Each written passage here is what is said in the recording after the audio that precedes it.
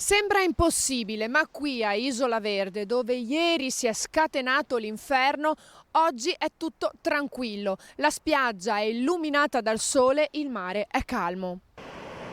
Qui avevamo 2 metri di marea, più le onde, più un vento che scherzava a 80-100 km all'ora, che ha provocato il disastro che ha provocato. Qui davanti a noi dove ci troviamo avevamo 40 metri di profondità di spiaggia di arenile, adesso ci troviamo con i piedi praticamente in acqua. Ripeto, oggi non rende l'idea, calcola che qui siamo nel centro dell'Isola Verde, proprio nella parte centrale, e in tutta l'Isola Verde si possono stimare per difetto un'erosione di 100-120 mila metri cubi.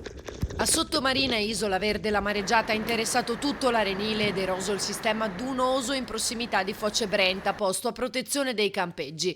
Danni stimati per 2 milioni di euro. Gli stabilimenti balneari sono stati pesantemente colpiti. In condizioni di normalità questa parte qui solitamente era completamente ricoperta dalla sabbia, il che significa che si camminava a questo livello e poi si passava qui e ci si poteva recare al bagno. Oggi non c'è più nulla. La potenza dell'acqua e del vento sono riusciti a spostare questa struttura pesantissima in cemento. Non era mai successo, quindi diciamo la mareggiata è stata eccezionale, ma è eccezionale anche la forza del mare che c'è stata ieri, perché una cosa del genere non era mai successa. Sembrava molto più forte rispetto a quella del 2019, l'acqua ha oltrepassato il livello della forestale e quindi si è penetrata lungo le dune, ha spazzato via, come potete vedere, interi camminamenti, l'acqua è entrata nelle cabine, nel chiosco, nei bagni, tutte quante insomma, le strutture qui dello stabilimento.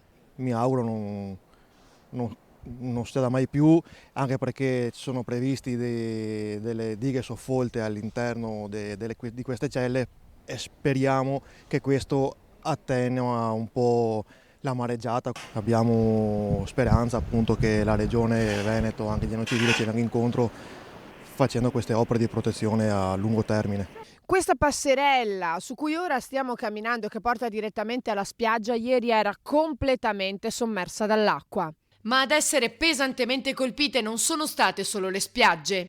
Situazione infernale anche qui alla Darsena, l'acqua era arrivata fino alla punta di questa imbarcazione e dove in questo momento state vedendo tutta quella parte di erba era completamente sommersa dalla furia dell'acqua. Abbiamo visto la morte ieri, l'acqua, queste panchine qua erano messe qua, fissate, l'acqua le ha buttate giù. Qua era un fiume, qua l'acqua passava quella diga là che è ceduta.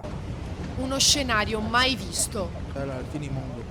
Questo argine qua mancava pochi centimetri, che l'acqua veniva anche di qua di questo argine, che è anche questo argine.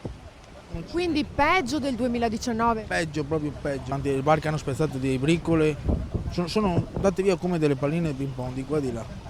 Eravamo immuni sopra l'argine, qua abbiamo tanti anni che vengono fatti lavori, ci promettono e non fanno niente. Perché abbiamo visto proprio questa volta il mare venire su. Vuol dire che qua noi siamo in pericolo. Perché se l'acqua viene sopra, qua va sotto Calino, Isola Verde, va l'acqua fino alla Romea.